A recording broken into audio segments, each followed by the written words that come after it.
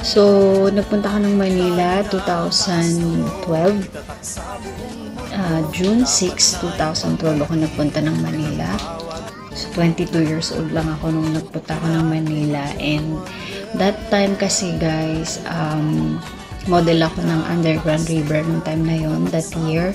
Kaya, nakapunta ako ng Manila and natulungan ako ni boss, ni Mayor Edward Hagedorn. Siya yung tumulong sa akin para makasurvive sa mga unang weeks ko dun sa Manila, kasi talagang nangangapa ako ng pagdating ko dun dahil wala naman ako alam sa Manila, dahil taga-probinsya naman talaga ako, sanay ako dito sa Palawan. And subuti na lang nandun si boss and natulungan niya din ako sa pag-start ko dun sa Manila paunti-unti.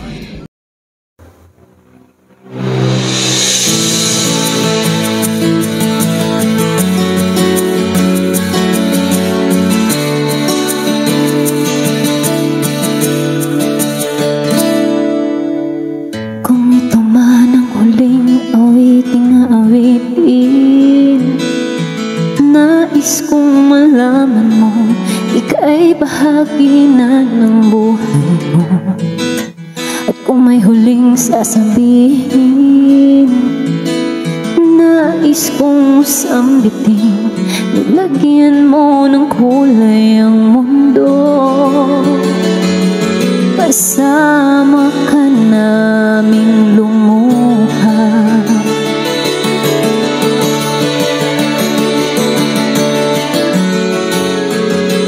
Dahil sa'yo kami may pag-asa. Ang awiting ito'y para sa'yo, at kung maubos ang tinig, di magsisisi, dahil iyong narinig mula sa labi ko. Salamat, salamat,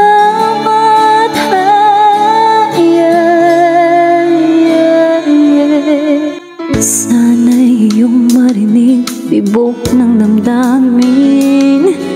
Ikaw ay mahalaga sa amin, ang awitin ko'y iyong dinggin. At kung marinig ang panalangin, lagi kang naroroon, humihiling ng pagkakataon. Masabi ko sa'yo ng harapan,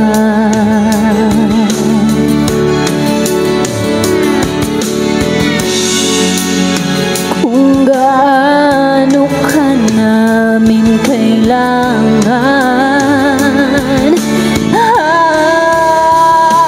Ang awiting ito'y para sa'yo, at kung maubos ang tinig, di magsisisi, dahil iyong narinig mula sa labi ko. Salamat, salamat,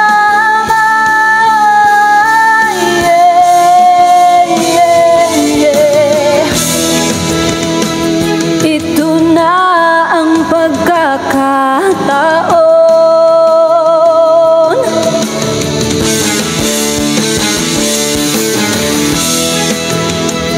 Walang masasayang na panahon.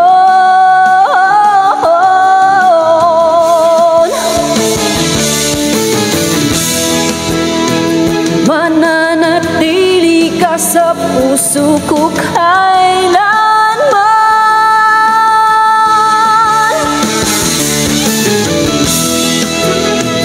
Para sa'yo ako'y lalaban, ako'y lalaban. Ang awiting ito'y para sa'yo, at kung maubos ang tinig, di magsisisi, dahil iyong narinig mula sa labi ko. Salamat, salamat.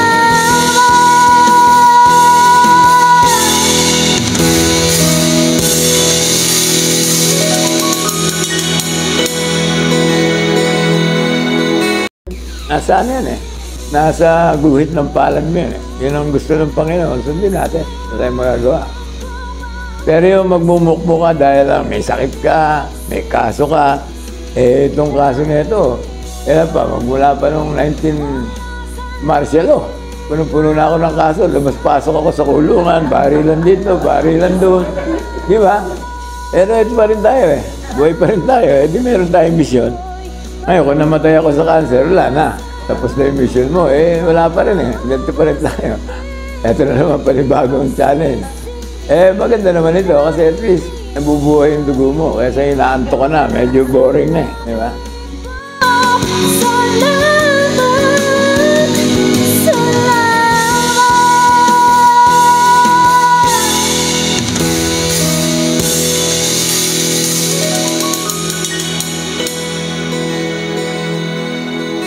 Salamat, Lord.